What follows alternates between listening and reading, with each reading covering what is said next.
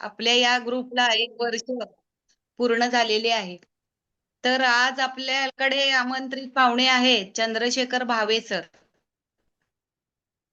ज्योतिषशास्त्री, सामुद्रिक हस्त सामुद्रिक प्रवीण, ज्योतिष अलंकार, त्याचबरोबर ज्योतिषशास्त्र MA BA वेदांग ज्योतिष यांच्यामधून गेली 27 वर्षे ज्योतिषाचा प्रचार आणि प्रसार ते करतात. तर ज्योतिष अभ्यास मंडळ अंबरनाथ तसेच ठाणे अशा संस्थांमधून अध्यापनाचे कार्य ते करतच आहेत. कवी कुलगुरू कालिदास संस्कृत विश्वविद्यालय या विषयात ज्योतिषशास्त्रामधील BA MA पदवी त्यांनी संपादित केलेली आहे. त्याचबरोबर मैत्रेय वेदांग ज्योतिष विद्यालय ठाण्यात त्यांनी स्थापन केलेले आहे आणि अध्यापनाचे कार्य ते करतात. तर साधारण G24 तास तसेच जय महाराष्ट्र अशा मराठी वाहिनींवरून प्रबोधनपर असे ज्योतिष विषयक कार्यक्रम देखील त्यांचे प्रसिद्ध आहेत. विविध ज्योतिष अंकातून अभ्यासपूर्ण लेख त्यांचे प्रसिद्ध आहेत.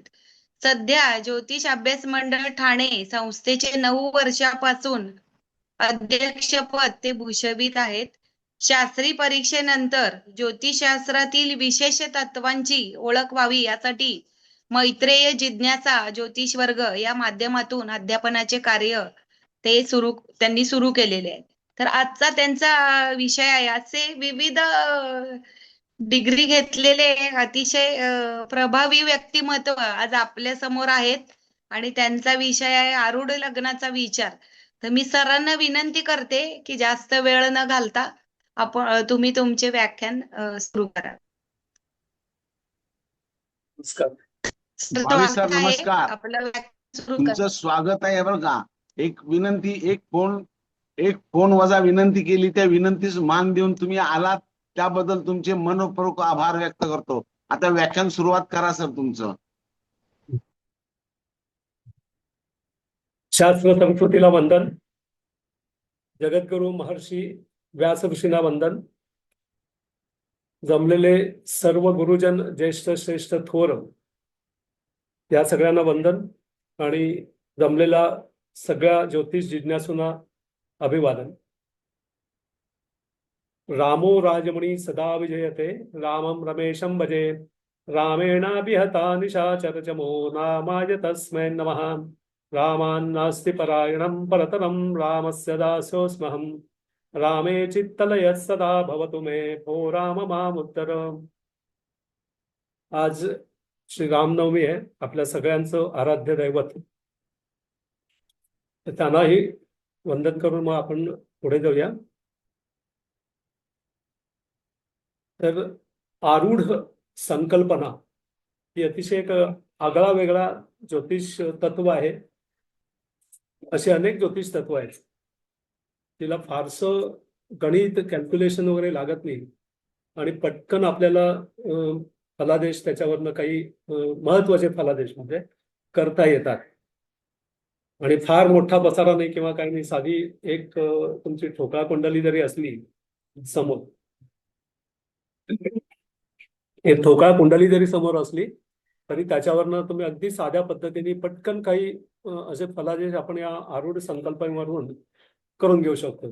पण दुर्दैवाने काय झालंय की आपल्या महाराष्ट्रामध्ये याचा फारसा प्रचार झालेला दिसत नाही. म्हणजे अशा अनेक संकल्पना आहेत ज्योतिषातल्या, जसं अर्गला विचार, आरूढ, आत्माकारक किंवा गुलिक, त्या खूप महत्वाच्या अशा विशेष ज्योतिष तत्व आहेत की ज्याचा फलादेशामध्ये ठाई आपल्याला प्रत्यय येत असतो.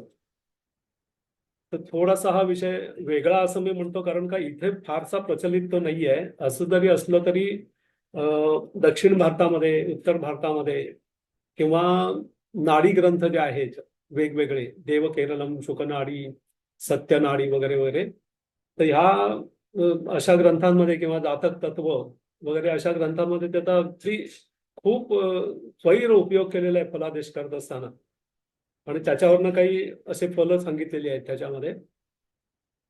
तर तो आज आपण इथे घेणार आहोत की आता याच्यामध्ये एक अशी विशेष एक गोष्ट असे आहे की हा आरूढ अर्गला वगैरे असे शब्द आले की बरेचसे लोक ते जैमिनीचं आहे जैमिनीचं आहे असं म्हणतात. पण असं काही नाहीये की पाराशर म्हणजे बृहत पाराशर होराशास्त्र ह्याच्यामध्ये ह्या सगळ्या संकल्पना आहेत. आणि संशोधकांच्या मते महर्षी जैमिनींच्या अगोदर पराशर झाले, कारण पाराशर ऋषी हे महर्षी व्यासांचे सुद्धा वडील होते. आणि आत्ता उपलब्ध असणारे आपले जे ग्रंथ आहेत ज्योतिषाचे अगदी मूळ ग्रंथ की ज्याच्यात फक्त ज्योतिष दिलेलं आहे, कोर ग्रंथ ज्याला आपण म्हणतो मराठीत, तर अशा याच्यामध्ये बृहत पाराशर होराशास्त्र हा एक ग्रंथ उपलब्ध आहे आपल्याकडे. आणि त्याच्यावरनं आपण बहुतेक वेळा पारंपरिक ज्योतिष जे आहे ते त्याच्यावरनं त्याच्यातल्या संकल्पना किंवा त्याच्यातले जे काही सिद्धांत आहेत त्याच्यावरनं आपण बघत असतो. तर त्याच्यामध्येच ही सुद्धा एक कल्पना दिलेली आहे. जैमिनींनी सुद्धा ही कल्पना खूप चांगल्या रीतीने वापरलेली आहे. आणि थोडंसं जैमिनीचं जे गणित आहे किंवा काही त्याच्यामागची जी म्हणजे आरोड मांडण्याच्या दृष्टीने ज्या काही गोष्टी त्यांनी किंवा नियम तयार केलेले आहेत ते पाराशरीपेक्षा सुद्धा थोडे जास्त स्पष्ट जरी असले तरी थोडे क्लिष्ट सुद्धा आहेत. ते त्याचा आज आपण इथे विचार नाही करणार आहोत. आपण म्हणजे पाराशर होराशास्त्रातली जी काय संकल्पना आहे आरूढाची आणि त्याच्यात जे नियम आहेत त्याच्याविषयी आपण आज आपण इथे विचार करणार आहोत. तर मुळात आता आरूढ म्हणजे काय, की आरूढ या शब्दाचा अर्थ तुम्हाला माहिती असेल की अश्वारूढ, सिंहासनारूढ, म्हणजे एखाद्या पदावर किंवा एखाद्या जागी एखादा माणूस बसलेला असतो किंवा ते एक पद असतं, सिंहासन म्हणा किंवा असं, तर त्याला पद असं म्हटलेलं आहे की त्या पदावर अमुक एक व्यक्ती बसलेली असली की त्याप्रमाणे त्या पदाच्या नियमाप्रमाणे ती वागते, किंवा अशा अर्थाने सुद्धा आरूढाचा एक शब्द म्हणजे अर्थ आहे. आणि एक आरूढ म्हणजे तुमची प्रतिमा. प्रतिमा म्हणजे कशी आहे की लग्न स्थान हे अतिशय महत्वाचं असं स्थान आहे कुंडलीतलं, की जशी चंद्रकुंडली मांडली जाते तशीच लग्न कुंडली आणि चंद्रकुंडली अशा एकत्र मांडून मग आपण फलं बघत असतो लग्नाकडनं आणि चंद्राकडनं. तर लग्नस्थान म्हणजे तुमचं आत्ता ह्या जन्मातलं अस्तित्व दाखवतं, शरीर तनु स्थान असतं त्याला जे म्हटलेलं आहे. तर त्याचप्रमाणे तुमची म्हणजे तुमचं ऍक्च्युली तुम्ही कोण आहात किंवा कसे आहात, पण तुम्ही समाजाला कसे भासताय, समाजात तुमची प्रतिमा काय आहे, समाज तुम्हाला काय म्हणून ओळखतो किंवा तुमच्याकडे कोणत्या दृष्टीने बघतो, हे आरूढ सांगत असतं. म्हणजे आपण जे म्हणतो ना की याची इमेज अशी आहे, चांगली आहे, वाईट आहे, जे काय असेल तशी, तर ती जी इमेज ती प्रतिमा आरूढ दाखवत असतो, त्याला आरूढ म्हटलेलं आहे. किंवा दुसऱ्या एक शब्दामध्ये माया, आरूढ म्हणजे माया, म्हणजे जन्म आणि मृत्यू ही दोन सत्य आहेत जन्म आपल्या आयुष्यातली, मधला जो काळ आहे याला माया म्हटलेलं आहे, कारण ती भौतिक जगाशी संबंधित असते. तर ही जी माया आहे ती म्हणजे आरूढ. मग आता हे किंवा एक असं म्हणा की आपण जी ज्योतिषशास्त्रामध्ये पारंपरिक ज्योतिषशास्त्रामध्ये भावात भावम ही जी एक पद्धत वापरतो की एखाद्या भावाचं फल बघताना किंवा कारकत्व बघताना लग्नापासून तो जेवढा लग्नाच्या संदर्भात तो भाव जेवढा दूर असतो तेवढाच दूरचा जो भाव असतो तोही भाव तीच फल सुचवत असतो. तर त्याला भावात भावफलम असं म्हणतात. साधारण त्याच तत्वावरती अवलंबून हे आरूढ आहे. तर हे आरूढ तुमची समाजातली प्रतिमा, समाज तुम्हाला कसा बघतोय, सगळे समाज म्हणजे आपण स्वतः सोडलं की बाकी सगळा समाज. म्हणजे आपण म्हणतो ना अरे तो तसा नाहीये, अरे हा असा आहे, हा असं करेल तसं करेल, हे आपण जे प्रेडिक्ट करत असतो दुसऱ्याच्या बाबतीमध्ये त्याच्या वागण्यावरनं, बोलण्यावरनं, दिसण्यावरनं किंवा एकंदर तो काय करतो वगैरे, तर हे सगळं फार महत्वाचं असतं. आलं लक्षात? तर त्याला आरूढ असं म्हटलेलं आहे. मग आता हे आरूढाचं गणित कसं करायचं किंवा ते आरूढ कुठं येत आहे किंवा काय त्याचं म्हणजे जे कॉम्पिटिशन आहे, कॅल्क्युलेशन आहे, ते कसं करायचं, कसं काढावं आरूढ. तर मुळात एक लक्षात घ्या की आरूढ हे प्रत्येक भावाचं काढलं जातं. आरूढ हे प्रत्येक भावाचं काढलं जातं. 12ही स्थानांचं आरूढ काढता येतं किंवा काढलं जातं थोडक्यात. कारण त्याचा मी थोडक्यात आज कसं आहे की आपल्याकडे आज वेळेची मर्यादा खूप आहे, हा विषय तसा बघितला तर खूप मोठा आहे, म्हणजे मी क्लासमध्ये तर 2 किंवा 3 पिरियड माझे जातात एक हा आरूढ हा विषय शिकवता. तरी पण आज आपण त्याची एक चांगल्यापैकी ओळख पटकन आपल्याला काही गोष्टी समजण्याच्या त्या दृष्टीने मी आज तुम्हाला इथे सांगतोय की प्रत्येक स्थानाचं आरूढ काढत असताना त्या स्थानाचा जो स्वामी आहे तो त्या स्थानापासून किती लांब आहे तेवढीच स्थानं तिथून पुढे मोजायची आणि त्या ठिकाणी आरूढ येतं. जसं आता एक उदाहरणार्थ की लग्न स्थानाचा आरूढ काढायचा आहे समजा आपल्याला. तर समजा लग्नेश तृतीयात असेल तर तृतीय स्थानापासून परत 3 स्थानं मोजून पंचम स्थान येतं. म्हणजे त्या केसमध्ये लग्नाचं आरूढ जे आहे हे पंचम स्थानात येईल. आलं लक्षात. आता अशाच प्रकारे बाकी सगळ्या भावात लग्नेश पडलेला असेल. लग्नेश असं नाही, कोणत्याही भावाचा स्वामी हा त्या भावापासून जेवढा लांब पडलेला असेल तेवढाच लांब अंतर मोजून तिथं त्या भावाचं आरूढ येतं असं समजायचं. ते आता आपण उदाहरण पत्रिका घेताना आपल्याला आणखीन पटकन लक्षात सुद्धा येईल. तर आता आपल्याला त्याच्यात 2 अपवाद नियम आहेत. म्हणजे कोणत्याही स्थानाचा आरूढ त्याच स्थानात किंवा त्याच्या सप्तम स्थानात जर पहिल्या नियमाप्रमाणे येत असेल तर ते तिथे न धरता ते तिथून 10व्या स्थानात धरावं असं नियमात सांगितलेलं आहे. आता याच्या मागे कारण काय आहे म्हणजे हे कधी होईल सांगतो पहिल्यांदा की समजा लग्नेश लग्नातच असेल तर पहिल्या नियमाप्रमाणे आरूढ सुद्धा लग्नातच यायला पाहिजे. पण मग ते तिथे येऊ शकत नाही. मग ते तिथून 10व्या स्थानात बघायचं. किंवा समजा तुमचा लग्नेश सप्तम स्थानामध्ये असेल तर सप्तम स्थानापर्यंत परत 7 स्थानं मोजल्यानंतर परत आपण लग्नस्थानी येऊ. म्हणजे तिथून लग्नात आरूढ धरायचं नाही आहे. मग ते तिथून 10व्या स्थानी धरायचं.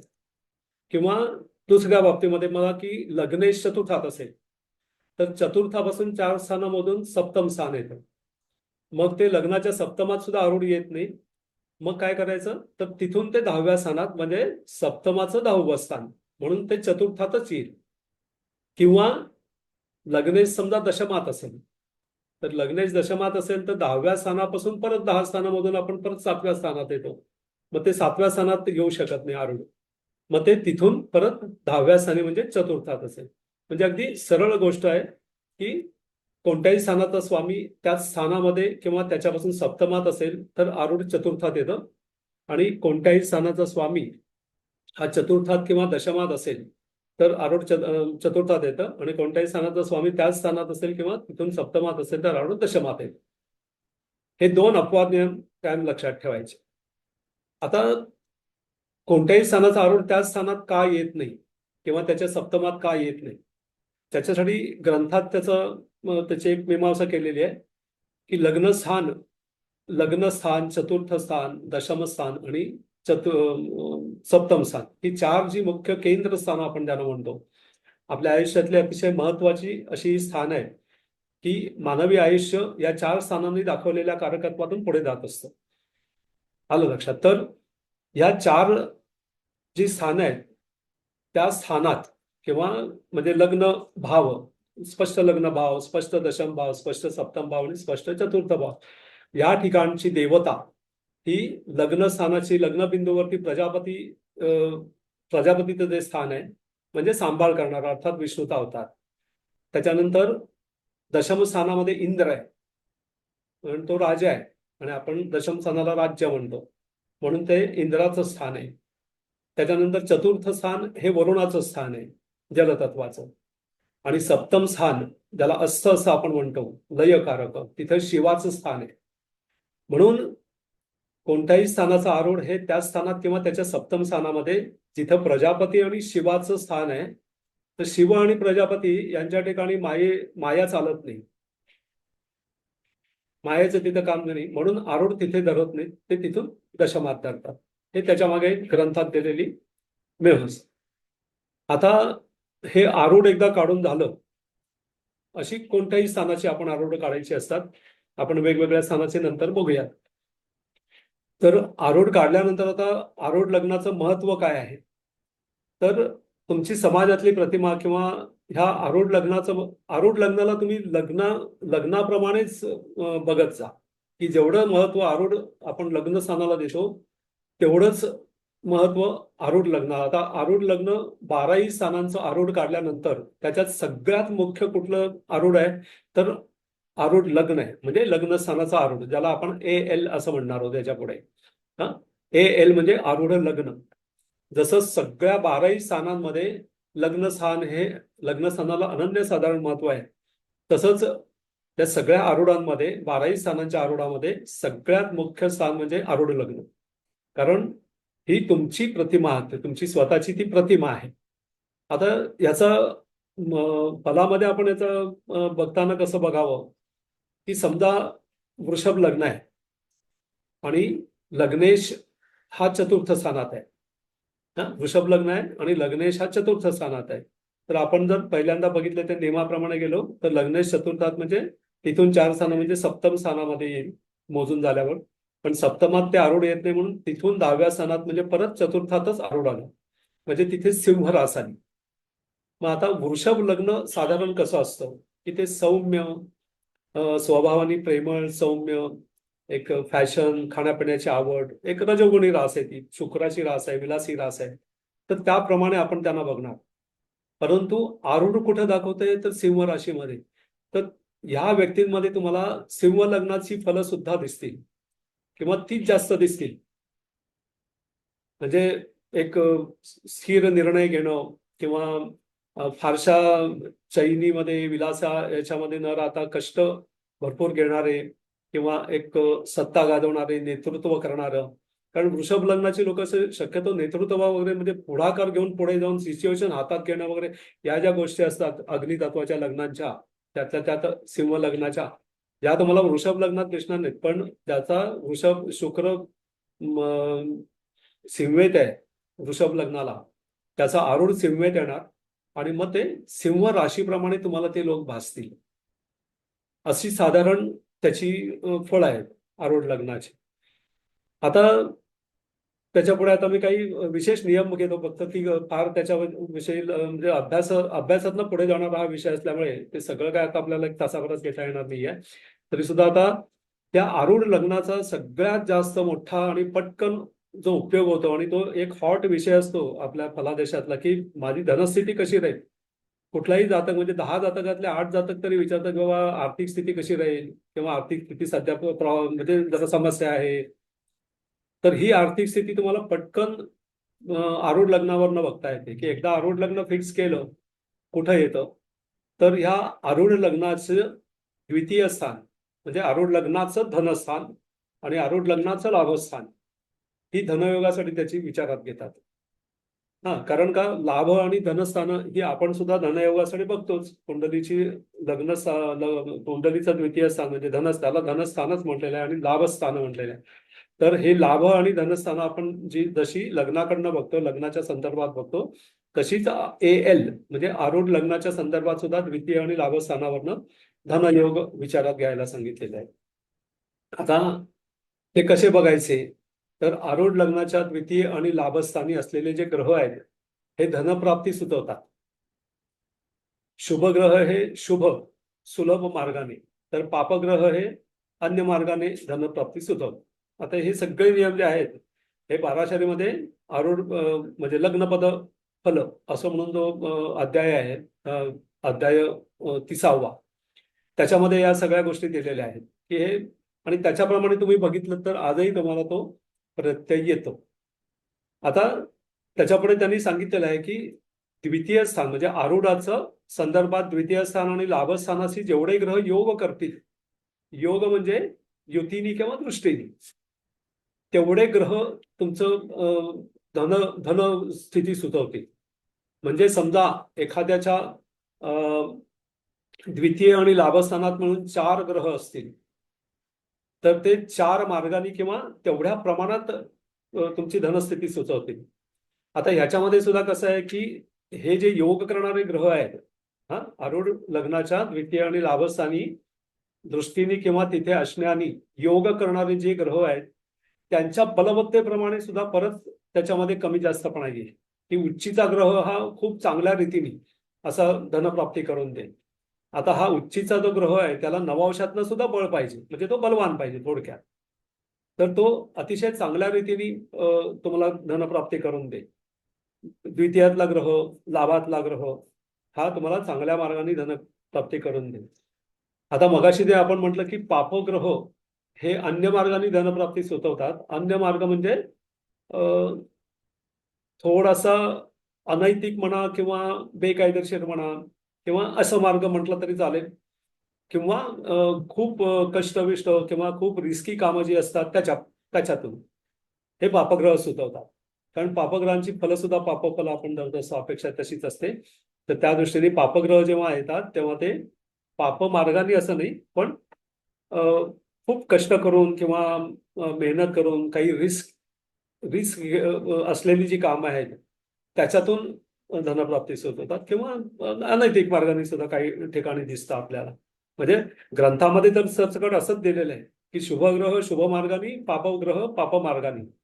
पण आपल्याला त्याचे संदर्भ शोधायला लागतात, कारण या काळात काय सगळ्यांच्या म्हणजे बऱ्याच लोकांच्या असे येऊ शकतील पापग्रह वगैरे द्वितीयात, म्हणून काय प्रत्येक माणूस काय 2 नंबरची कामं नाही करत. आलं लक्षात? तर ती कष्टदायक अशी कामं करून रिस्क घेऊन साहस पराक्रम गाजवून केलेली कामं ही सुद्धा ते पापग्रह सुचवत असतात, हे नीट लक्षात ठेवायचं. त्याच्यानंतर जितके ते ग्रह बलवान असतील त्याप्रमाणे त्याची धनप्राप्ती होत असते. त्याच्यानंतर जेवढे ग्रह योग करत असतील त्याप्रमाणे धनप्राप्ती होते. आता ही झाली धनप्राप्ती संबंधी कल्पना किंवा फल कसं असतं ते. आता आपण व्यय म्हणजे खर्च किंवा नुकसान या बाबतीमध्ये आरूढ लग्न काय सुचवत असतं किंवा आरूढाची फलं काय सुचवत असतात ते बघूया. तर जसे आपल्याला द्वितीय आणि धनस्थानामधले ग्रह हे तुमचं लाभ किंवा धन प्राप्ती सुचवतात, त्याचप्रमाणे आरूढ लग्नाच्या व्ययस्थानी असलेले ग्रह हे नुकसान किंवा हे सुचवतात, व्यय सुचवतात, धनाचा व्यय. आता धन मिळवल्यानंतर त्याचा काही प्रमाणात व्यय होणारच आहे, प्रश्न तो नाहीच आहे की नाही. होणार, तर नुसते कोणी धन साठवून ठेवणार नाही. तर अशा व्ययस्थानी जेवढे ग्रह येतील तेवढ्या ग्रहांच्या मार्फत किंवा तेवढ्या ग्रहांच्या कारकत्वातनं म्हणा तुमचा धनाचा व्यय होतो. आता इथे नियमामध्ये काय सांगितलेलं आहे बघा, की आरूढ लग्नाच्या व्ययस्थानी जर रवी असेल आणि तो चंद्रदृष्ट किंवा युक्त असेल तर तो राजासाठी नुकसान किंवा राजामुळे व्यय होतो त्याचा. आता राजामुळे व्यय होतं म्हणजे काय, आत्ताच्या परिस्थितीमध्ये राजामुळे व्यय म्हणजे काय की कुठल्याही बाबतीमध्ये काही दंड वसुली जी होते सरकारकडनं, तर त्या दंड वसुलीच्या दृष्टीने तिथे आपले पैसे जातात. तर तो रवी हा ग्रह जो आहे तो राजासाठी व्यय असं सुचवतो.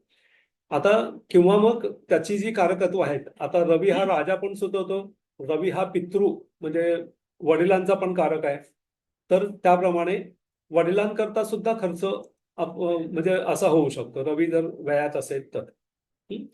आता काही असे खास नियम त्यांनी काढून दिलेले आहेत की रवी शुक्र राहू हे तिन्ही ग्रह हे जर असतील व्ययस्थानामध्ये तर राजामुळे व्यय, आणि या तिघांवर जर चंद्राची दृष्टी आली तर नक्की आणि जास्त व्यय होतोच होतो, म्हणजे नक्की होतो, कन्फर्म व्यय होतो.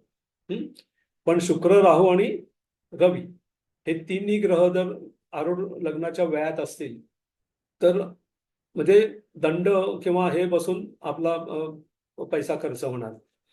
त्याच्यानंतर आरूढ लग्नाच्या व्ययस्थानी जर बुध असेल तर बुध हा आपल्या नातेवाईकांचा कारक आहे, त्याच्यामुळे नातेवाईकांकरता धनाचा व्यय होतो. म्हणजे कसं आहे की भरपूर पाहुणे रावळे सतत घरात येत जात असतात, त्यांची उठ बस करण्यामध्ये सुद्धा खर्च होत असतो की नाही. तर असा जर बुध जर व्ययात असेल तर ह्या नातेवाईकांकरता खर्च होतो. कधी नातेवाईकांना पैसे उधार सणवारांनी दिले जातात, नातेवाईक म्हणून आपला भावकीतला आहे बाबा, देऊया थोडी मदत करूया, म्हणजे हा शुभ व्यय झाला. आणि असा जर बुध जो आहे हा जर पापग्रहांच्या युतीदृष्टीत असेल तर मात्र कलह, भांडणं आणि ह्यामुळे धनाचा व्यय होईल. नातेवाईकांमधला कलह आणि याच्यामुळे म्हणजे कोणी कोर्ट केस करतो, कोणी काय करतो, त्याच्यामध्ये आपला भरपूर पैसा जातो. तर ह्या मार्गाने पैसा जाईल.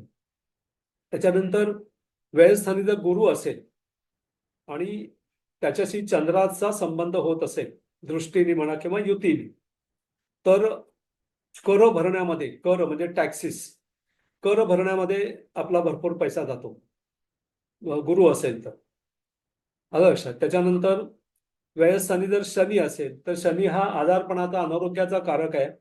तर आजारपणासाठी किंवा हॉस्पिटलसाठी किंवा याच्यामध्ये पैसा खर्च होतो.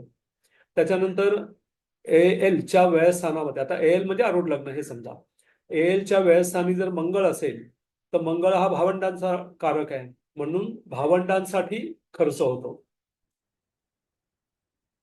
किंवा आरूढ लग्नाच्या व्ययस्थानी जर शुक्र असेल तर शुक्र हा स्त्री, विलासी वृत्ती, दिखाऊपणा, प्रदर्शन करणं, म्हणजे एक लॅविश राहणं वगैरे. आताच्या काळामध्ये बघतो ना की माझ्याकडे गाडी आहे वगैरे, लोकांनी बघितलं पाहिजे माझ्याकडे गाडी आहे, म्हणजे श्रीमंती दाखवण्याचं वगैरे, म्हणजे ज्याला आपण प्रदर्शन म्हणतो, दिखाऊपणा म्हणतो, अशा कारणांसाठी हा शुक्र किंवा व्यसनं म्हणा, जी शुक्रामुळे याची म्हणजे दारूचं व्यसन, मद्य किंवा ह्या सगळ्या गोष्टींसाठी खूप जास्त पैसा खर्च होतो. आलं लक्षात. तर आता आरोग्याचे आणखीन काही इतर नियम सुद्धा आहेत, ते थोडेसे आपण बघूया. आता हा म्हणजे धन लाभ किंवा नुकसान, व्यय यांच्या संपत्ती आपण हे बघितले काही. आता काही आरोग्याचे नियम असे आहेत की ते पटकन आपल्याला पटून जातात, की एलच्या सप्तम स्थानामध्ये केतू हा जर पापग्रहांनी युक्त किंवा दृष्ट असेल तर जातक अतिशय साहसी, पराक्रमी, शूर, वीर आणि श्वेतकेशी, म्हणजे काय की केस पांढरे असलेला असो. केस पांढरे असलेला म्हणजे अकाली केस पिकणे, अकाली केस पिकणे असा असतो, असा एक नियम दिलेला आहे. आता मी बघितलेल्या बऱ्याचशा कुंडल्यांमध्ये हा नियम पटतो, म्हणजे 70% कुंडल्यांमध्ये ते पटतं, 30% नाही पटत. त्याचे आता काही अपवाद सुद्धा असतात, पण ते नंतर बघूया. पण तुम्ही हा प्रयत्न करून बघा. त्याच्यानंतर आरूढ लग्नामध्ये जर राहू किंवा केतू आणि किंवा शनी असे जर ग्रह असतील तर कुक्षी रोग संभवतात. कुक्षी रोग म्हणजे काय की आता लिव्हरचे प्रॉब्लेम, स्वादुपिंडाचे रोग, लिव्हर संबंधी रोग, यकृतासंबंधी किंवा या सगळ्या पित्ताशयाचे आजार, हे सगळे कुक्षी रोग झाले. किंवा काही काही वेळा आपल्याला आणखीन सुद्धा काही म्हणजे पोटासंबंधी वगैरे जे आजार असतात, आतड्यांचे वगैरे, हे सगळे कुक्षी रोगात मोडतात. तर अशा प्रकारचे रोग संभवतात. त्याच्यानंतर आता प्राप्ती आणि व्यय हे बघत असताना ग्रहांच्या बलवत्तेनुसार आणि कारकत्वानुसार निर्णय घ्यावा. आता ग्रहांच्या बलवत्तेनुसार म्हणजे कसं आहे की समजा एखाद्याच्या आरूढाच्या द्वितीयामध्ये एक ग्रह आहे आणि त्याच्या व्ययात सुद्धा एक ग्रह आहे. तर आता दोन्हीकडे एक एक ग्रह आहे, म्हणजे आता जेवढे पैसे मिळणार तेवढेच जाणार किंवा कसा निर्णय घ्यायचा अशा वेळी. तर कुठला ग्रह बलवान आहे त्याप्रमाणे व्यय किंवा प्राप्ती समजावी. की समजा द्वितीयातला जो ग्रह आहे तो स्वराशीतला आहे आणि त्याच्या मागच्या राशीतला जो आहे तो शत्रू राशीतला आहे, म्हणजे व्ययातला ग्रह हा शत्रू राशीतला आहे. तर व्ययातला ग्रह हा दुर्बल झाला धनातल्या ग्रहापेक्षा, म्हणून धनप्राप्ती जास्त चांगली असेल, व्यय त्या मानाने खूप कमी असेल. पण याच्या उलट समजा झालं की व्ययस्थानातला ग्रह हा उच्चीचा आहे आणि धनस्थानातला ग्रह शत्रू राशीतला किंवा साधारण मित्र राशीतला सुद्धा असेल, तर आता इथे तुलना करावी लागेल की उच्चीचा ग्रह हा जास्त बलवान, म्हणून खर्च जास्त आणि इन्कम कमी, असा साधारण एक क्रायटेरिया, त्याप्रमाणे आपण निर्णय घ्यावा. आता त्याच्यानंतर एल म्हणजे आरूढ लग्नाच्या केंद्र त्रिकोणामध्ये जर A7 आलं, A7 म्हणजे सप्तम स्थानाचा आरूढ. आता हे काही विशेष नियम धनप्राप्तीसाठी दिलेले आहेत की ग्रह द्वितीयात लाभात ग्रह असणं, व्ययात ग्रह असणं किंवा याच्यावरनं आपण बघितलं. पण आरूढ लग्न जिथं कुठं आलं असेल किंवा आरूढ लग्न आणि A7 म्हणजे सप्तम स्थानाचा आरूढ आणि लग्न स्थानाचा आरूढ, हे दोन्ही जर कुंडलीच्या केंद्र त्रिकोणात जर आले तर धनप्राप्ती चांगली राहते. तसंच असं जातं कीर्तिमान आणि प्रसिद्ध असा असतो. आणि दोन्ही ठिकाणी आरूढ लग्नामध्ये आणि सप्तम स्थानाच्या आरूढमध्ये A7 मध्ये दोन्ही ठिकाणी जर बलवान असे ग्रह असतील तर वरील प्रमाणेच फळ मिळतं, चांगलं फळ मिळतं. म्हणजे धनप्राप्तीच्या बाबतीमध्ये कीर्ती प्रसिद्धी काय उगाचच मिळत नाही, काहीतरी कर्तृत्व कर्म असल्याशिवाय कीर्ती किंवा प्रसिद्धी मिळत नाही माणसाला. तर तिथले जे उच्च ग्रह असतील समजा दोन्ही ठिकाणी, तर काहीतरी सामाजिक प्रतिष्ठा मिळते, काहीतरी काम केलेलं असतं, कर्तव्य केलेलं असतं की ज्याच्यामुळे त्याला ही कीर्ती मिळत असते. आलं लक्षात? त्याच्यानंतर आता आणखीन एक हे सांगतो की AL म्हणजे आरूढ लग्न हे स्वतः त्या जातकाचं साठी असतं. आणि A7 जे आहे हे A7 हे त्याच्या जोडीदाराचं रूप किंवा एकंदर दिसणं ह्या सगळ्या गोष्टी सुचवत असतं. तर AL आणि A7 हे जर केंद्र त्रिकोण किंवा लाभयोगात असतील एकमेकाच्या, तर पती पत्नीमध्ये जिव्हाळ्याचे किंवा चांगले प्रेमाचे संबंध राहतात, मैत्रीपूर्ण संबंध राहतात.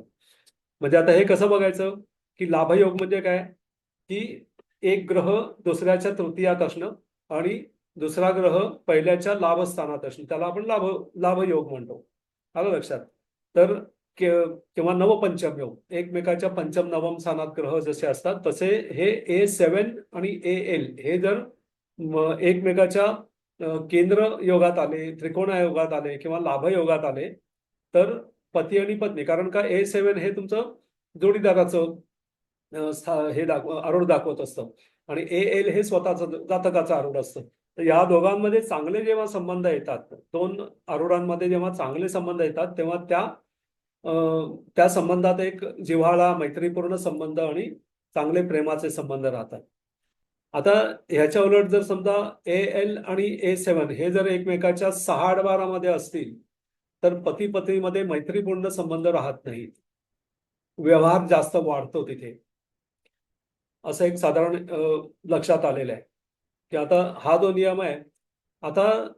नियम आहे, याच्यावरनं आणखीन एक तुम्हाला नियम सांगतो की आता पत्रिका जुळवत असताना सुद्धा बऱ्याच वेळा माझ्या लक्षात असं आलेलं आहे की मी पत्रिका ज्यावेळी जुळवतो त्यावेळी आपले गुण किती आहेत किंवा आणखीन एक 3-4 गोष्टी ज्या आपण बघतो की लग्न, चंद्र, रवी, शुक्र हे एकमेकाच्या शुभयोगात असावेत. आणि त्याचबरोबर हा तिसरा सुद्धा नियम बऱ्याच वेळा लागताना मला दिसतो की एकमेकांच्या म्हणजे A7 जे आहे ना, सप्तम स्थानाचा आरूढ हे ज्या राशीत येतं, सप्तम स्थानाचा आरूढ आपल्या कुंडलीमध्ये बघावं की A7 म्हणजे सप्तम स्थानाचा आरूढ ज्या राशीत येतं त्या राशीचं तत्व आणि त्याचा स्वामी जो आहे तो कोणत्या राशीत येतो त्या राशीचं तत्व, अशा दोन तत्वामध्ये जोडीदाराचं लग्न किंवा रास येते. आता हा नियम असा कुठे दिलेला नाहीये, पण हा अनुभव सिद्ध असा एक नियम आहे माझ्या म्हणजे अभ्यासात आलेला की आता हा नियम सुद्धा 80% लागतो. म्हणजे आता याच्यावरनं आपण असं एक निष्कर्ष काढू शकतो की आपल्या कुंडलीमध्ये A7 म्हणजे आरूढ सप्तम स्थानाचा आरूढ ज्या तत्वाच्या राशीत असेल किंवा त्या राशीचा स्वामी ज्या तत्वाच्या राशीत येत असेल तर ह्या दोन तत्वामध्ये असणारा जोडीदार असावा अशी एक कल्पना या जातकाच्या डोक्यात, ही आवड दाखवते तुमची थोडक्यात. आलं लक्षात? कारण आपण आता तुम्ही राशींचे वगैरे सगळे माहिती घेत असताना की कशी असतात बाबा, कर्क राशीची माणसं कशी असतात, वृषभ राशीची माणसं कशी असतात, मेषेची माणसं कशी असतात, तर ह्या सगळ्या गोष्टी आपण बघत असतो. किंवा एक पंचमहाभूत जी आहेत तर ती पंचमहाभूत इथं काम करताना दिसतात तुम्हाला की ज्याचा सप्तमाचा आरूढ हे अग्नितत्वाच्या राशीत आणि त्याचा स्वामी सुद्धा समजा अग्नितत्वाच्या राशीत असेल तर अशा जातकाला आपला जोडीदार दिसायला अतिशय सुंदर, उठून दिसणारा, वेल ड्रेस्ड किंवा अशा प्रकारचीच त्याची संकल्पना असते की जोडीदार हा असा असावा, आपला 4 लोकात उठून दिसणारा असावा. कारण का अग्नितत्वाचं गुण रूप हे आहे, तर दिसणं चांगलं पाहिजे असा त्यांचा अट्टाहास असतो. किंवा समजा जलतत्व असेल तर जलतत्वाची लोक जशी सौम्य, शांत, थोडीशी म्हणजे भरलेल्या अंगाची वगैरे अशी दिसतात, तर अशी लोक यांना पटकन पसंत करतात. म्हणजे जेव्हा बघायला जातात एकमेकाला किंवा ह्याच्या वधूवर वधूवर परीक्षा जी काय असते, तर त्यावेळी ह्या गोष्टी पटकन आपल्या नजरेत बसतात. काय काय वेळा तर असं होतं की सगळे लोक सांगतात, अरे काय तू हो म्हणून सांगतोयस त्या मुलीला, पण त्या जातकाला माहिती असतं की त्याला काय हवंय ते त्या मुलीमध्ये आहे. पण बाकीचे लोक म्हणतात काय एवढीशी तिची हाईट एवढीशी आहे किंवा आहे, तुला काय आवडलं तिच्यामध्ये, तरी सुद्धा तो सांगतो नाही मला आवडली. ते का आवडली ते त्याला सांगता येत नसतं, पण त्याच्या डोक्यात जी काही कल्पना असते तर ती जी आवड असते ती ही कदाचित दाखवत असावी A7. ठीक आहे. आता थोडीशी उपारूढाची माहिती घेऊया. उपआरूढ म्हणजे काय? उपारूढाची थोडी माहिती घेऊया. आता उपारूढ म्हणजे काय की जसे आपण प्रत्येक स्थानाची आरूढ काढायला सांगितलेली आहेत. म्हणजे AL म्हणजे लग्न स्थानाचा आरूढ, A2 म्हणजे द्वितीय स्थानाचा आरूढ, A3 म्हणजे तृतीय स्थानाचा आरूढ, A4 म्हणजे चतुर्थ स्थानाचा आरूढ, A5 म्हणजे पंचम स्थानाचा आरूढ. अशा प्रकारे सगळ्या 12 स्थानांची आरूढ काढल्यानंतर 12व्या म्हणजे व्यय स्थानाचं जे आरूढ असतं त्याला उपारूढ असं म्हणायची, उपपद किंवा उपारूढ अशी म्हणायची पद्धत आहे. त्याला उप असं का म्हटलेलं आहे सांगतो की अनुचर स्थान. आता नियमामध्ये त्यांनी सांगितलेलं आहे की लग्नात अनुचर स्थान, लग्न स्थानाचं अनुचर स्थान म्हणजे लग्न स्थानाच्या पाठोपाठचं जे स्थान आहे हे अनुचर असं म्हटलेलं आहे. म्हणजे तुमच्या पाठचा माणूस किंवा तुम्हाला पाठबळ देणारा किंवा तुमच्या बरोबरचा, पण तुम्ही मुख्य आणि ते उप, म्हणून त्याला उपपद किंवा उपारूढ किंवा काही ठिकाणी गौण पद असं पण म्हटलेलं आहे. तर लग्न स्थानाच्या आरूढाच्या खालोखाल UL म्हणजे उपारूढ हे महत्वाचं असतं. आता या उपारूढावरून सुद्धा काही नियम सांगितलेले आहेत की लग्नाचं आरूढ AL हे मुख्य असतं आणि A12 म्हणजे व्ययस्थानाचं आरूढ म्हणून त्याला त्याच्या खालोखाल त्याला उपपदाचं महत्व आहे. तर ह्या उपपदावरून काय बघितलं जातं किंवा काय बघावं असं ग्रंथात सांगितलेलं आहे. तर एकंदर सांसारिक सुख म्हणजे स्त्री पुत्रादी सगळ्या संसार म्हणजे घर असणं, गृहसौख्य असणं, स्त्री पुत्रादी असणं म्हणजे लग्न झालेलं आहे, पुत्र हे झालेले आहेत, संतती झालेली आहे, सगळं व्यवस्थित आहे, कुटुंब वत्सल. कारण का की एक मानवी आयुष्याची ही संकल्पना आहे की त्याचं स्वतःचं अस्तित्व हे लग्न स्थानावरून दिसतं. चतुर्थ स्थान हे त्याचं वास्तव्याचं ठिकाण किंवा मातृसुख किंवा गृहसौख्य, घरातली मंडळी हे सगळं सुचवत असतं. त्याच्यानंतर कर्तृत्व म्हणजे कर्मस्थान, 10वं स्थान जे आहे ते कर्मस्थान सुचवत असतं. तुमचं कर्तृत्व ते पण खूप महत्वाचं आहे. आणि त्याच्यानंतर आपला जोडीदार हे सप्तम स्थान दाखवत असतं. म्हणून ही 4 केंद्र स्थान अशी म्हटलेली आहेत की मानव आयुष्यातली महत्वाची स्थानं. तर उपारूढावरनं ह्या सगळ्या स्थानांची कारकत्व बऱ्यापैकी चांगली मिळणं, सांसारिक सुख चांगलं मिळणं हे उपारूढावरनं बघायला सांगितलेलं आहे. समजलं? तर उपपद किंवा UL त्याला आपण आता UL असं म्हणणार आहोत. तर हे उपारूढ जे आहे हे शुभग्रहांनी युक्त किंवा दृष्ट असेल तर सांसारिक सुख चांगलं मिळतं. त्याच्यानंतर UL जर पापग्रहांच्या राशीत असेल, पापयुक्त असेल, पापदृष्ट असेल तर जातक थोडासा विरक्त, वैराग्यपूर्ण, संन्यासी टाईपचा किंवा संन्यासी, लग्न नाहीच करणार म्हणतो वगैरे वगैरे, किंवा घरापासून दूर असलेला, स्त्री पुत्र सुखापासून वंचित असलेला असा राहतो, असं ग्रंथामधले नियम आहेत. किंवा ULशी योग करणारे पापग्रह जर शुभ, आता लग्न होत नाही किंवा विलंबाने लग्न होतं किंवा लग्न होऊन सुद्धा नवरा दूर किंवा बायको दूर अशी सुद्धा उदाहरणं असतात आपल्याकडे. की आता मर्चंट नेव्हीमध्ये वगैरे असलेल्या लोकांचं बघा की ते महिन्याभरासाठी, 1-2 महिन्यासाठी येतात, परत 8-10 महिने लांब जातात. हा जो विरयोग वगैरे असतो, तर अशा लोकांच्या बऱ्याचशा कुंडल्यांमध्ये ULशी शुभ आणि पाप दोन्ही ग्रह कुठेतरी योग करताना दिसत असतात. किंवा अविवाहित लोकांच्या कुंडलीमध्ये सुद्धा ULशी खूप म्हणजे पापग्रह योग करताना दिसतात. किंवा 2-2, 3-3 विवाह करून सुद्धा वैवाहिक सौख्य नसणाऱ्या लोकांच्यात सुद्धा अशा गोष्टी दिसून येतात आपल्याला. म्हणून मी म्हणतो की हा आरूढाचा विषय एवढा पटकन समजून घेण्यासाठी सोपा, पण फल करायला अतिशय महत्वाचा असा ठरतो. आलं लक्षात? तर असेल म्हणजे पापग्रहांच्या राशीमध्ये जर युएल आलं आणि पापयुक्त दृष्ट असेल तर जातक हा म्हणजे पुत्र किंवा या सुखापासून वंचित राहतो. आता युएलशी योग करणारे जे पापग्रह शुभयुक्त किंवा दृष्ट असेल तर अशुभ फल कमतरता येते, म्हणजे निदान लग्न तरी होतं, सुख थोडंसं कमी मिळेल अशा दृष्टीने. आता याच्यामध्ये एक नियम असं सांगितलेला आहे याच्यामध्ये पाराशरीमध्ये, की रवी हा याला आपण पापग्रह म्हणतो, पण तो कसा पापग्रह आहे तर तो सौम्य पापग्रह आहे. जसा मंगळ क्रूर पापग्रह आहे किंवा शनी राहू केतू हे क्रूर आहेत किंवा पूर्ण टोटली ते पापग्रह आहे, पण रवी हा मात्र सौम्य पापग्रह असं जो सांगितलेला आहे. त्याच्यामुळे वरील योगामध्ये रवी जर स्वतःच्या राशीमध्ये उच्च राशीमध्ये किंवा मित्र राशीमध्ये युएल मध्ये असेल तर त्याची शुभ फलं देतो. नाही तर तो जर नीच राशीत असेल, शत्रू गृही असेल तर त्याची पापफळं मिळतात.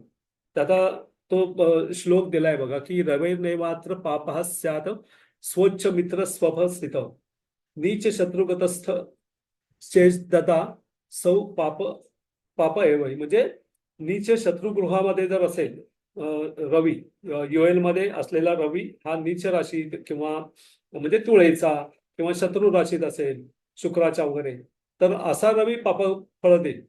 पण जर तो स्वतःच्या उच्च राशीत असेल, मित्र राशीत असेल किंवा स्वराशीत असेल तर त्याची फळं चांगले मिळतात.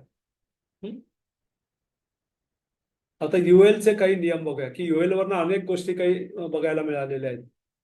आलं लक्षात, की युएलच्या जसं युएल मध्ये शुभग्रह असतील किंवा शुभग्रह योग करत असतील तर ते ग्रह जे आहेत ते शुभ फळं देतात किंवा सांसारिक सुख चांगल्या प्रकारे मिळतं.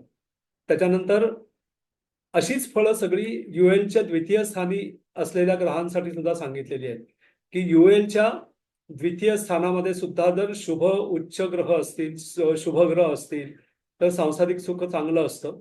आणि युएलच्या द्वितीय स्थानी जर नीच राशीतला नीच नवांशातला ग्रह असेल किंवा त्याच्या द्वितीय स्थानात नीच क्रूर ग्रहांनी दृष्टी सुद्धा असेल तरी सुद्धा जातक दाराहीन होतो. दाराहीन म्हणजे जोडीदारहीन असा होतो. किंवा बऱ्याच वेळेला उत्तरायुष्यामध्ये म्हणजे एक साधारण 40-42 नंतर ताटातूट झालेली दिसते जोडीदाराशी. काही ना काहीतरी त्याला निमित्त होऊ शकतं अशा वेळी. तर युएलचा द्वितीयेश हा द्वितीयातच असेल किंवा तो स्वराशीत असेल तर जातक उत्तरायुष्यात दाराहीन होतो, असा एक नियम आहे. म्हणजे युएल ज्या स्थानी असेल त्या स्थानाच्या दुसऱ्या स्थानाचा स्वामी हा जर त्याच म्हणजे द्वितीयातच असेल किंवा तो त्याच्या दुसऱ्या राशीत स्वराशीत असेल, म्हणजे 2-2 राशींचे एका ग्रहांच्या 2-2 राशी आहेत, तर जो द्वितीयेश असेल युएलचा तो जर द्विराशादीमध्ये असेल आणि तो स्वराशीत असेल तर जातक उत्तरायुष्यात दाराहीन होतो. म्हणजे पत्नी किंवा पतीपासून अशी एक वियोग होतो, विरह होतो. आयदर मृत्यूमुळे होईल, कधी घटस्फोट होईल, कधी लांब जाऊन राहायला लागतील नोकरी धंद्याच्या निमित्ताने म्हणा किंवा काही वेगळ्या कारणामुळे असं सुद्धा होतं. तर युएलचा स्वामी किंवा हा सौख्यकारक शुक्र म्हणजे कारक ग्रह, या सगळ्या सौख्याचा कारक कोण आहे सांसारिक सुखाचा तर शुक्र आहे. तर युएलचा स्वामी किंवा कारक ग्रह शुक्र हे जर उच्च राशीत असतील तर जोडीदार उच्च आणि सभ्य अशा चांगल्या घराण्यातला असा जोडीदार असतो. आणि युएलचा स्वामी किंवा सौख्यकारक शुक्र हे जर नीच राशीत असतील तर वर दिलेल्या नियमाच्या विपरीत फळ मिळेल. म्हणजे नीच घराण्यातला एखादा आपल्यापेक्षा नीच घराण्यातला, आता नीच घराणं वगैरे म्हणताना मग तिथे वर्ण जाती वगैरे येतील, त्याच्या भानगडीत आपल्याला पडायचं नाहीये. तर नीच म्हणजे काय, की कमी शिकलेला किंवा शिक्षणामध्ये बुद्धीमध्ये बौद्धिक दृष्टीने कमतरता असलेला वगैरे असं तुम्ही धरू शकता तिथे. त्याच्यानंतर शुभग्रह जर योग करत असतील तर जोडीदार सुंदर सुशील आणि गुणी असतो. म्हणजे युएलच्या द्वितीय स्थानाशी शुभग्रह जर योग करत असतील तर जोडीदार सुंदर सुशील आणि गुणी असे असतात. त्याच्यानंतर युएलच्या द्वितीय स्थानामध्ये किंवा युएलच्या लग्नामध्ये शनी आणि राहूची जर युती असेल, म्हणजे युएल म्हणजे द्वयस्थानाचं जे आरूढ आहे 8-12, तर त्या 8-12 मध्ये किंवा युएल मध्ये जर शनी आणि राहूची जर युती असेल तर जोडीदाराशी वियोग किंवा जोडीदाराचा नाश होतो किंवा जोडीदाराला अपंगत्व संभवतं असा नियम दिलेला आहे. थोडक्यात युएल मध्ये जर शनी राहू एकत्र असतील किंवा युएलच्या द्वितीयात सुद्धा जर शनी राहू असेल तर जोडीदाराशी वियोग होतो किंवा जोडीदाराचा नाश होतो किंवा हे सांसारिक सुखापासून जातक वंचित राहतो, अपंगत्व येऊ शकतं जोडीदाराला वगैरे वगैरे. त्याच्यानंतर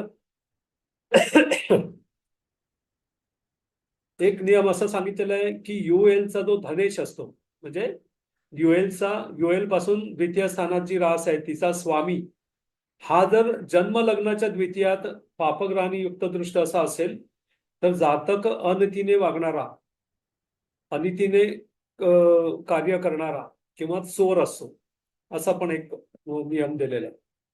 आलं लक्षात? तर आता साधारण तुमच्या लक्षात आलं असेल की म्हणजे आरूढ म्हणजे संकल्पना काय आहे आरूढाची आणि हे आरूढ कसं काम करतं. खरं काढण्यासाठी त्याचं गणित वगैरे जे आहे ते अतिशय सोपं आणि साधं आहे की साधी कुंडली बघितल्यानंतर सुद्धा तुम्ही काढू शकता पटकन की कोणत्याही स्थानाचा स्वामी त्या स्थानापासून जेवढा लांब असेल दूर असेल तेवढी स्थानं फक्त पुढे मोजायची आहेत आपल्याला आणि त्याच्यानंतर बघायचं आहे. आलं लक्षात? तर आता आपण काय करूया की थोडेसे काहीतरी म्हणजे काही उदाहरणं मी तुम्हाला दाखवतो. सदर हे सगळे नियम असे बसतील असे हा तर त्याप्रमाणे आपण घेऊया.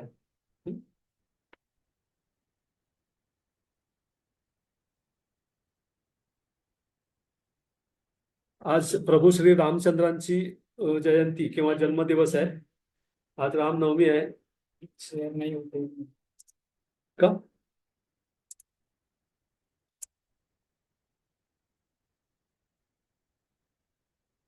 ही पत्रिका शेअर झालेली आहे, दिसते सगळ्यांना?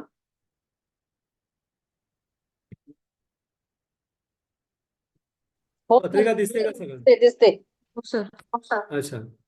आता ही प्रभू श्री रामचंद्रांची कुंडली आहे जी वाल्मिकी रामायणामध्ये जी ग्रहस्थिती सांगितलेली आहे की चैत्र मास नवमी तिथी 5 ग्रह उच्चीचे असताना कर्क लग्न, लग्नात गुरु आणि चंद्र असणं वगैरे हे सगळं वाल्मिकी रामायणात दिलेलं आहे आणि त्याप्रमाणे ही कुंडली तयार केलेली आहे. तर आता या कुंडलीमध्ये तुम्हाला दिसेल की सगळ्या स्थानांची आरूढ काढून सुद्धा त्याच्यात दाखवलेली आहेत. A10 म्हणजे दशम स्थानाचा आरूढ. आता लग्न स्थानामध्ये बघा कर्क रास दिसतीये तर कर्केमध्ये चंद्र आणि गुरु दिसतोय. रामचंद्रांचं पुनर्वसू नक्षत्र होतं वाल्मिकी रामायणातल्या वर्णनाप्रमाणे. आधी ती दैवत असलेलं नक्षत्र असं त्याच्यात वर्णन केलेलं आहे. तर पुनर्वसू नक्षत्रात म्हणजे वर्गोत्तम चंद्र आहे, लग्नेश वर्गोत्तम आहे.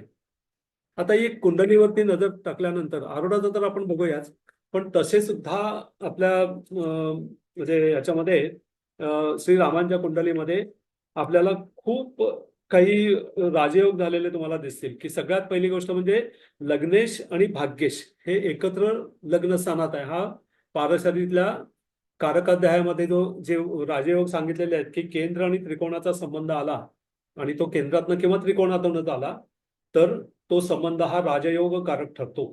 त्याप्रमाणे भाग्येश म्हणजे त्रिकोणेश गुरु आणि लग्नेश चंद्र हे इथे एकत्र आहेत. त्यातला भाग्येश हा उच्च राशीमध्ये आहे आणि चंद्र हा स्वराशीत वर्गोत्तम आहे. म्हणजे हा खूप श्रेष्ठ दर्जाचा असा राजयोग त्यांच्या कुंडलीमध्ये झालेला आहे. आता बघा 5 ग्रह उच्चीचे आहेत कुंडलीमध्ये. म्हणजे एक सम्राट नावाचा योग पण होतो की 4च्या वरती जर ग्रह एखाद्या कुंडलीमध्ये उच्च असतील तर 4 किंवा 4च्याहून जास्त ग्रह जर उच्चीचे असतील तर त्याला सम्राट योग असं म्हटलेलं आहे. सम्राट म्हणजे राजांचा राजा. हा तर तो योग सुद्धा आता इथे 5 ग्रह उच्चीचे असताना झालेला आहे. त्याच्यानंतर चंद्र आणि मंगळ, हा मंगळ जो आहे तो तुम्हाला सप्तम स्थानामध्ये मकर राशीत दिसेल. तर उच्चीचा मंगळ हा सप्तम स्थानामध्ये आहे. तर या मंगळ आणि चंद्राचा जो योग होतोय प्रतियोग हा सुद्धा तुम्हाला एक राजयोग सुचवतोय. कारण का मंगळ हा कर्क लग्नाला योगकारक ग्रह आहे आणि मंगळ आणि चंद्राचा संबंध हा संबंध सुद्धा राजयोगकारक आहे. त्याच्यानंतर गुरु आणि मंगळ यांचा संबंध सुद्धा राजयोगकारक आहे कारण मंगळ हा केंद्रेश आहे, गुरु हा त्रिकोणेश आहे म्हणून त्यांचाही संबंध योगकारक असा आहे. त्याच्यानंतर आणखीन कुठले योग झालेत की एकटा मंगळ केंद्रात आहे, उच्च राशीमधला आहे, की कर्क लग्नाला राजयोग कारक एकटाच ग्रह ठरतो मंगळ, आणि तो त्याच्या म्हणजे केंद्र स्थानामध्ये आणि उच्च राशीत असल्यामुळे एकटा मंगळाकडनं सुद्धा एक राजयोग होत आहे. त्याच्याशिवाय रुचक नावाचा पंचमहापुरुष योग त्याच्यामध्ये झालेला आहे.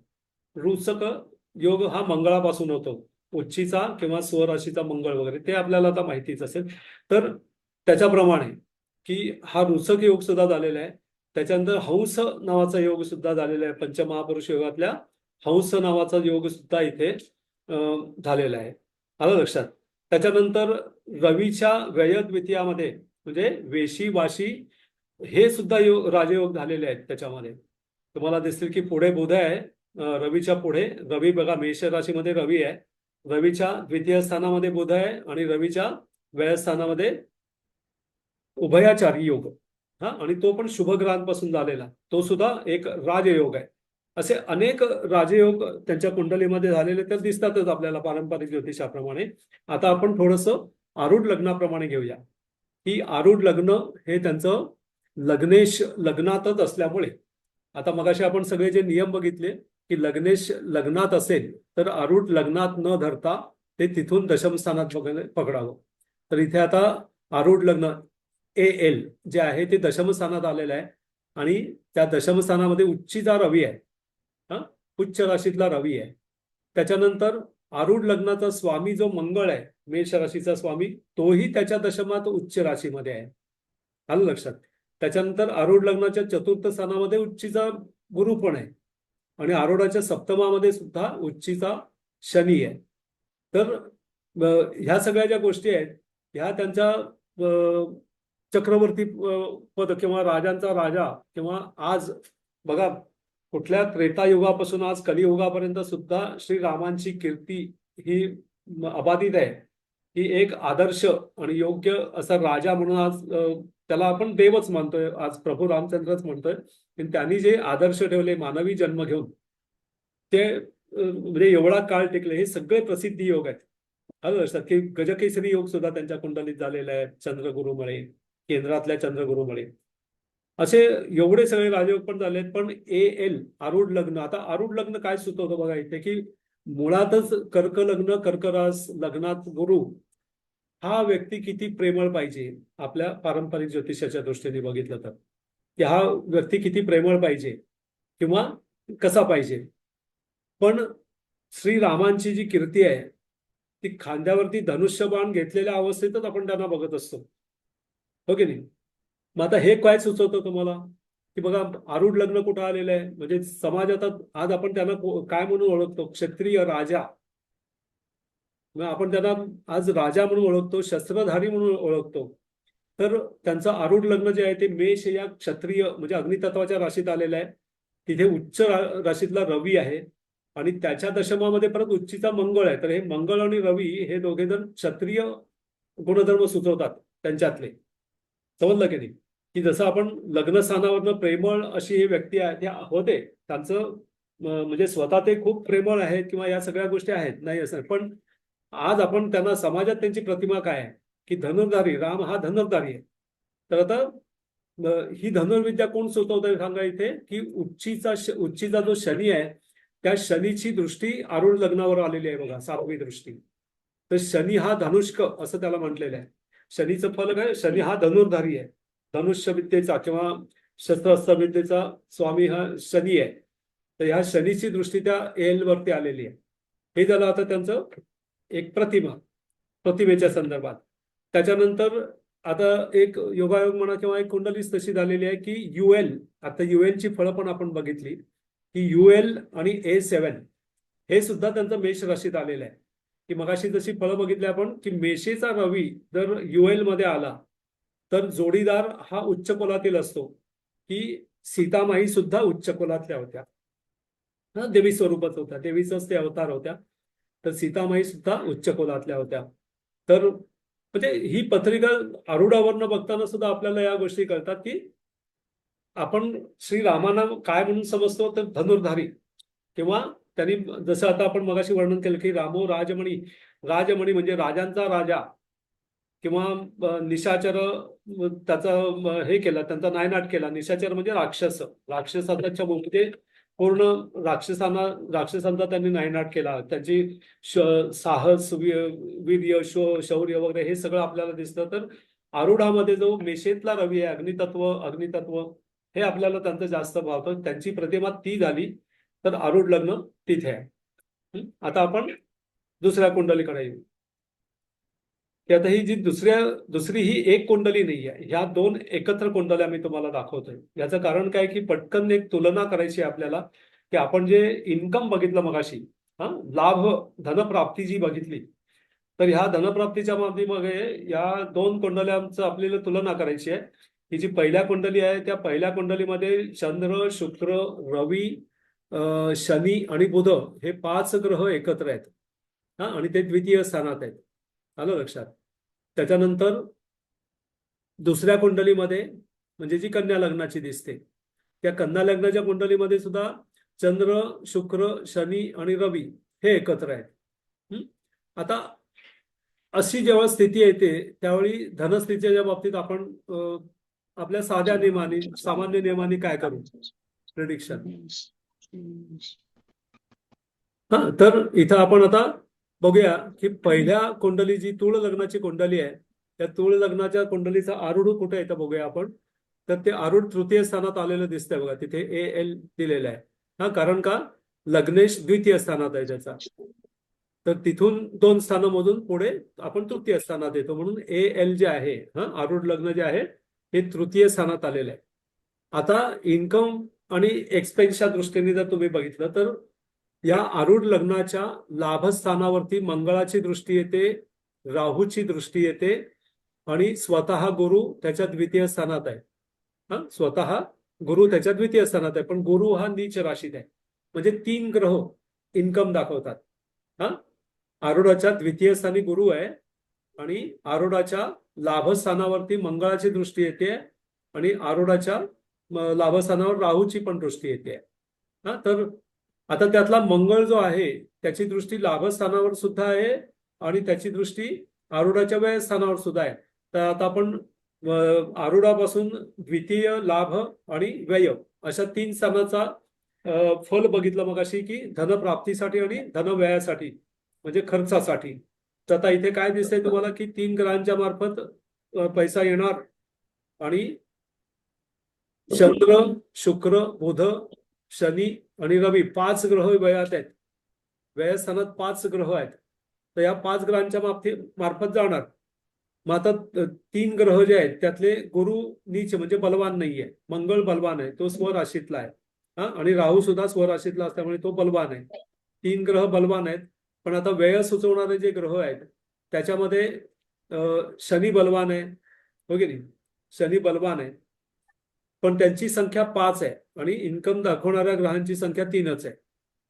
म्हणजे आता ह्या व्यक्तीचं एक बॅकग्राऊंड सांगतो तुम्हाला की या व्यक्तीने भरपूर पैसा कमवला, पण तेवढाच घालवला सुद्धा. काही पैसा व्यसनामध्ये घालवला आणि काही पैसा कोर्ट कच्चे किंवा काय केसेस वगैरे वगैरे झाल्या त्याच्यामुळे दाखवला. की जो काही व्यवसाय तो मनुष्य करत होता तर त्याच्यामध्ये काही बेकायदेशीर गोष्टी सुद्धा होत्या. तर तो जो आपण एक शेवटचा जो नियम बघितला त्याच्यामध्ये की ULचा द्वितीयेश हा जर लग्न स्थानाच्या द्वितीयात असेल तर माणूस अन्य मार्गाने पैसा कमवतो किंवा चोर असतो किंवा अनैतिक गोष्टी करतो, बेकायदेशीर गोष्टी करतो. तर तिथे आता तुम्हाला आपण आरूढ लग्न तर बघितलं तृतीय स्थानात आलेलं आहे. आता याचं UL बघा कुठे आलेलं आहे की व्ययस्थानात कन्या रास आहे आणि कन्येचा स्वामी त्या व्ययस्थानापासून तृतीय स्थानात पडलाय म्हणजे द्वितीयात पडलाय. तर तिथून 3 स्थानं मोजल्यानंतर चतुर्थ स्थानामध्ये UL येतं, उपारूढ किंवा तर आता तिथे उपारूढात गुरु आहे, बरोबर आहे. पण या उपारूढाचा द्वितीयेश कोण आहे? परत शनी आहे, होय की नाही?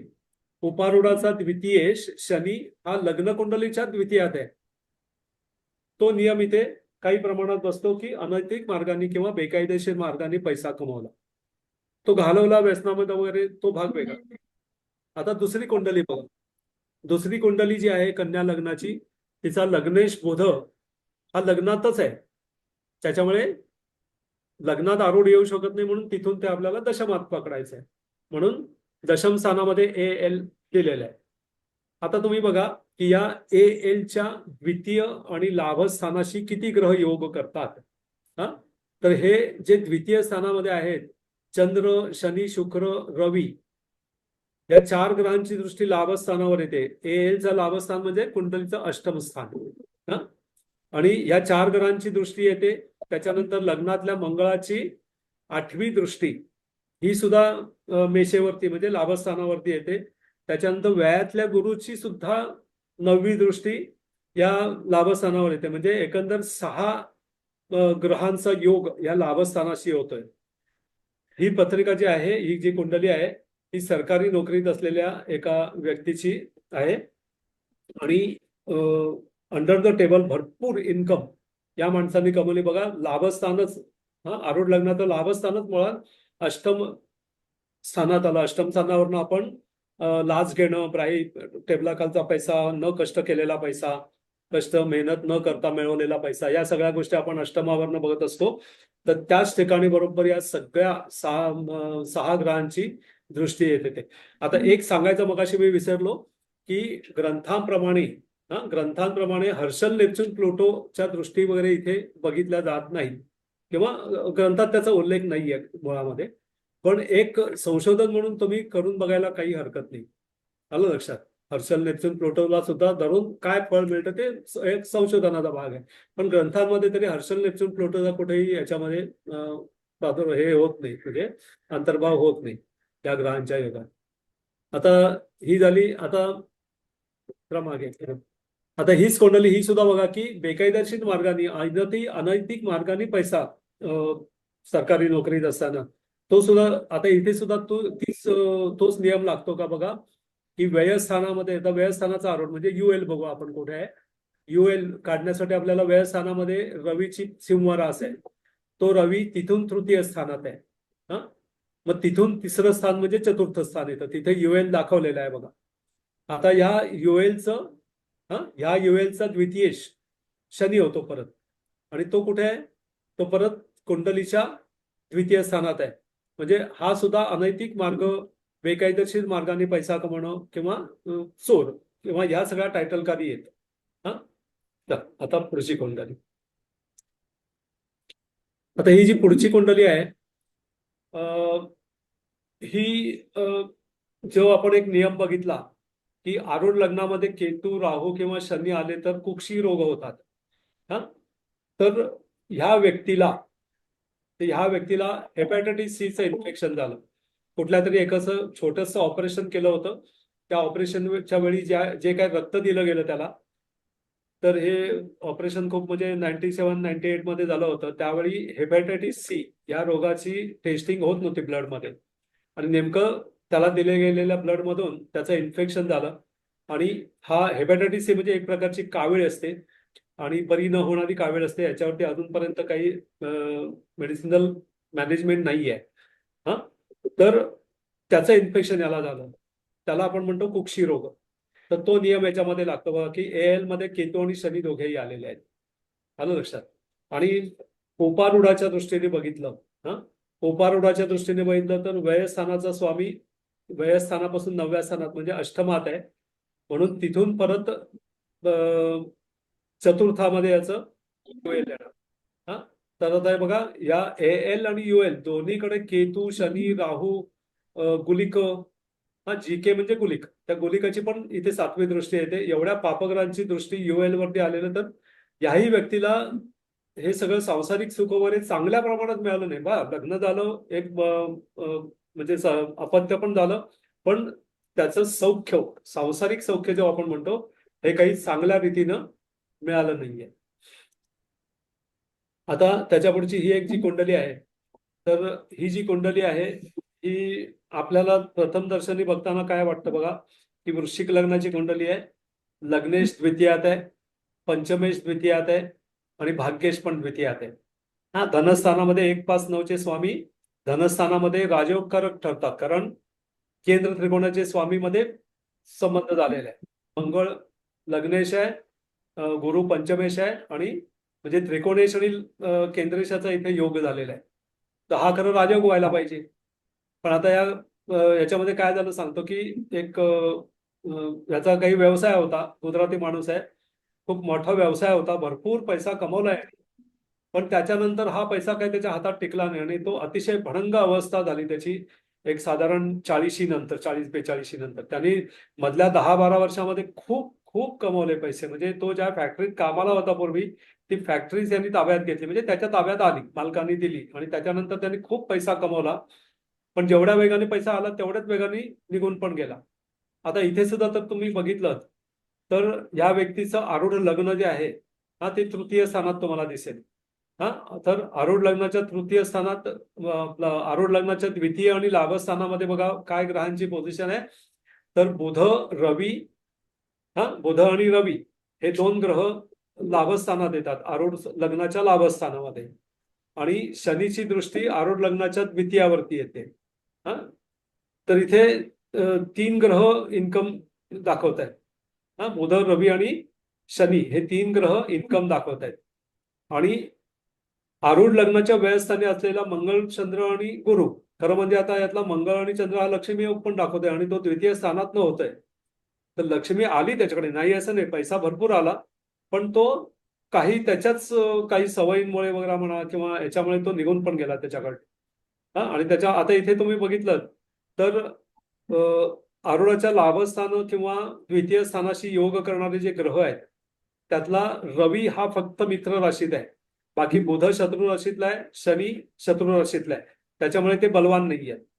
पण आरूढ लग्नाच्या व्ययस्थानात असणारे जे ग्रह आहेत हे एक तर तो स्वराशीचाच आहे गुरु, म्हणजे तो बलवान आहे, आणि चंद्र आणि मंगळ हे मित्र आणि समराशीत आहेत, म्हणजे ते सुद्धा या तिघांपेक्षा बलवान आहेत. ही जे मी कम्पेअर करायला सांगितलं मगाशी की 3 ग्रह इन्कम सुचवत आहेत आणि 3 ग्रह एक्सपेन्स दाखवत आहेत, मग काय धरायचं याच्यामध्ये. तर इथे एक्सपेन्स दाखवणारे ग्रह हे जास्त बलवान आहेत. त्याच्यामध्ये हा अतिशय दरिद्री झाला, शेवटी ती फॅक्टरी विकून टाकायला लागली त्याला, आणि अक्षरशः नंतर कुठेतरी चहा करून विक लोकांना वगैरे असले बारीक सारीक म्हणजे असे धंदे करून तो पुढे गेला. आता याचं सुद्धा बघा की व्ययातला शुक्र हा प्रॉब्लेम दाखवतो, पण व्ययातला शुक्र हा तुळेतला आहे, तुळेतला आहे. आता हा शुक्र केतू आणि गुलिकानी युक्त आहे. गुलिक हा अतिशय वाईट अशुभ असा ग्रह आहे, पापग्रह आहे. गुलिक ज्याच्या बरोबर येतो त्या ग्रहाचं कार्य बिघडवतो वगैरे, तो भाग वेगळा, तो एक वेगळा फलादेशाचा विषय, तो जाऊन दे. पण आता इथे बघा ह्याचं उपारूढ कुठे येतो म्हणजे UL. तर व्ययेश शुक्र व्ययातच असल्यामुळे तिथून ते दशमात धरायचं आपल्याला. मग दशमात म्हणजे UL दाखवलेला आहे बघा, दशम स्थानामध्ये कर्क राशीमध्ये UL दाखवलेला आहे. तर ह्या ULच्या द्वितीय स्थानात शनी हा पापग्रह आला. ULच्या द्वितीय स्थानामध्ये शनी हा पापग्रह आला आणि तिथे राहूची दृष्टी पण येते, म्हणजे 2 पापग्रहांचा संबंध ULच्या द्वितीय स्थानाशी आला. तर ह्याही माणसाचं लग्न झालं नाही, म्हणजे वैवाहिक सौख्य नाही, विवाह न झाल्यामुळे संतती सौख्य नाही, घरापासून दूर होता, गुजरातचा होता तो, पण घर सोडून म्हणजे घरातल्या लोकांनी हाकलला त्याने त्याच्या काही सवयींमुळे वगैरे, आणि तो मग इथे येऊन काही करायला लागला काम. मग एका ठिकाणी मग चहा करायचा आणि तो विकायचा, कसा बसा त्याच्यावरती त्याचा गुजारा चालू होता शेवटपर्यंत, आणि त्याच्यानंतर तो गेला त्याच्यामध्ये. म्हणजे सांगायचं काय की जसे गुरु मंगळ हे राजयोगकारक ग्रह द्वितीय स्थानात असून सुद्धा पैसा हातात टेकला नाही, आरूढाचा नियम परफेक्ट बसतो तिथे. आता त्याच्यानंतर त्याच्या पुढचा हे आहे कुंडली आहे. आता इथे शनी आणि केतू, आता इथे बघा ही एका मुलीची कुंडली आहे, लग्न स्थानात शुक्र आलेला आहे, आणि सप्तम स्थानात गुरु आलेला आहे, सप्तमेश शनी चतुर्थ या स्थानात उच्चीच आहे. म्हणजे विवाह होण्यासाठी खरी फार वाईट परिस्थिती इथे दिसत नाही, पण या मुलीचे 2 विवाह झाले पण दोन्ही टिकले नाही, आणि तिसरा विवाह सुद्धा होता होता राहून जातोय, होत नाहीये पुढे जाऊन, वैवाहिक सौख्य नाही. आता ते का ते बघा तुम्ही की बाकी सगळे आता ते इन्कम एक्सपेन्स जाऊन दे, ते भरपूर दाखवतं, हे पण होतं, पण इथं होईल बघा फक्त की सांसारिक सुख जे आहे त्यातला आता बुध बघा कुठे आहे, याचाही व्ययेश बुध जो आहे तो द्वितीयात आहे, म्हणजे व्ययापासून 3ऱ्या स्थानात व्ययेश आहे. मग तिथून 3 स्थानामधून कुठे येतो आपण, चतुर्थ स्थानामध्ये. तर चतुर्थ स्थानामध्ये तिथे UL मध्ये उच्चीचा शनी, केतू आणि राहूचा संबंध येतोय. हा, का आता UL मध्ये जर असे पापग्रह आले तर सांसारिक सुख नाही. त्याच्यामुळे 2 लग्न होऊन सुद्धा या मुलीला अपत्य झालं नाहीये, संतती नाहीये आणि अजून सुद्धा त्या सुखापासून ती वंचितच आहे. हं? आता ही एक कुंडली तुम्हाला दाखवतो की चोर असणं असा एक जो योग दाखवलाय त्याच्यामध्ये, की UL चा द्वितीयेश हा जर कुंडलीच्या द्वितीय स्थानी आला तर अशी व्यक्ती चौर्य कर्म करणारी असते. तर ही अक्षरशः चौर्य कर्म करणाऱ्या व्यक्तीची एक कुंडली आहे. हिचं सिंह लग्न आहे. आता याचं UL बघा कुठे येतं ते, तर म्हणजे व्ययेश जो आहे तो व्ययस्थानाच्या व्ययस्थानात आहे, म्हणजे मिथून येत आहे. मग तिथून व्ययस्थान म्हणजे दशम स्थान आला. हा, तिथून ते दशम स्थान आलं. तर दशम स्थानामध्ये UL आलं. आता दशमाचा द्वितीयेश बुध आहे. हा, तो कुंडलीच्या द्वितीय स्थानात आहे. तर ही व्यक्ती हिने सुद्धा पैसे भरपूर कमवले, तेवढेच घालवले, सगळं झालं, पण शेवटी अतिशय खालच्या दर्जाचं म्हणजे वस्तू चोरणं, याच्या दुकानात गेलं की ती वस्तू चोर, त्याच्या गल्ल्यातनं हात काढून पटकन नोट काढ, असे सगळे म्हणजे चौर्य कर्म याच्या बाबतीत दिसून आलं. तर असे हे सगळे आता आरूढाचे नियम, आपण आरूढ कसं काढायचं आणि त्याची फलं जशी सांगितली तशी कुंडली सुद्धा लावून दाखवली. तर आता इथे आपण वेळ पण संपलेली आहे, तासभर झाला आता, तर त्याच्यामुळे मी आता इथे आवर्त घेतोय. तर कोणाला काही शंका बिंका म्हणजे तशी काही सोय असेल तर आपल्या याच्यामध्ये तर सांगा, नाहीतर मग आपण बंद करूया. कुणाला काही प्रश्न आहेत का? डायरेक्ट भावेश सरांना प्रश्न विचारा. माईक म्यूट करा, कॅमेरा चालू करा आणि भावेश सरांना प्रश्न विचारा डायरेक्ट. सगळं दाखवू.